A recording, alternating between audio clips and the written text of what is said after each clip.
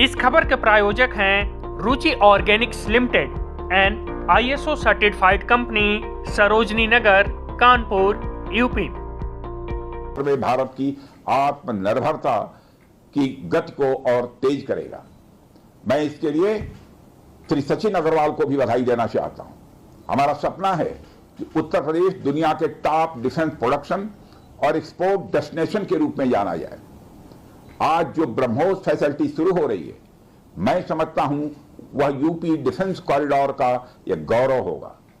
यह सिर्फ उत्तर प्रदेश का ही नहीं, बल्कि देश का सबसे बड़ा BrahMos integration and testing facility centre है।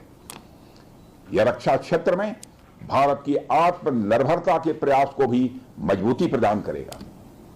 साथियों, जहां तक ब्रह्मोस का प्रश्न है, तो आप सभी यह जानते हैं कि ब्रह्मोस दुनिया के सबसे तेज सुपरसोनिक क्रूज मिसाइल्स में से एक है।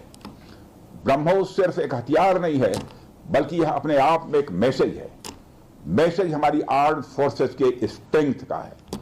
मैसेज दुश्मन के प्रति हमारी डेटरेंस का है, प्रतिरोधक क्षमता का है। मैसेज हमारी बॉर्डर्स की सेफ गार्डिंग के हमारी प्रतिबद्धता का है।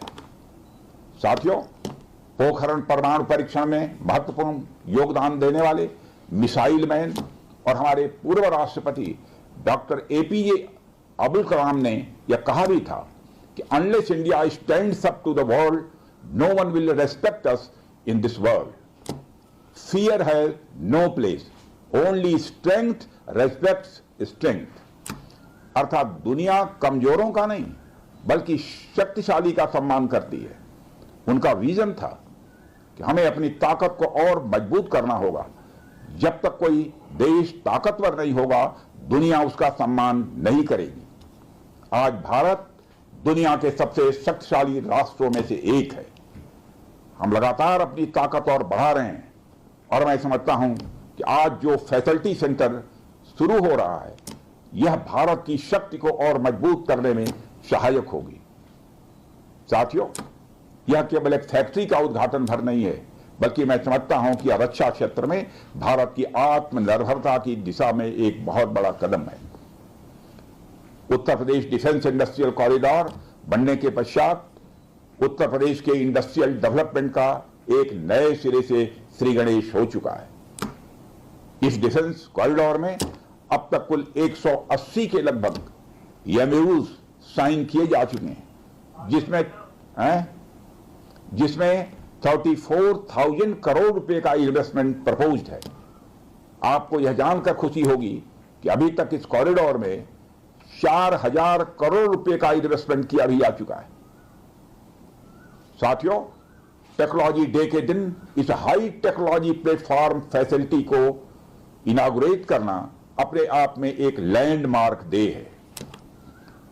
परंतु इसके साथ साथ यह भारत की नई इनोवेटिव एनर्जी को भी दिखाता है, जिसको हमने पिछले कुछ सालों में गति देने का प्रयास किया है।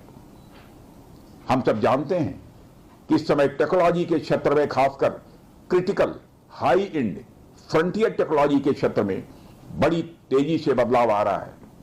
चाहे सिविल सेक्टर हो या डिफेंस सेक्टर, आज रोज नई नई टेक्नोलॉजी सभी प्रकार के प्रोडक्ट्स या सर्विसेज में क्रांतिकारी परिवर्तन ला रही हैं। हमारे जीवन का कोई भी ऐसा कार्य क्षेत्र नहीं है जहां टेक्नोलॉजी हमें डिसरप्टिव तरीके से प्रभावित न कर रही हो। दुनिया के हर क्षेत्र में इस टेक्नोलॉजी क्रांति ने एक ऐसी उथल पुथल मचा रखी है, जहां पुराने सारे अब तक के स्थापित जो नोशंस हैं, धारणाएं हैं, वह तेजी से बदल रही हैं।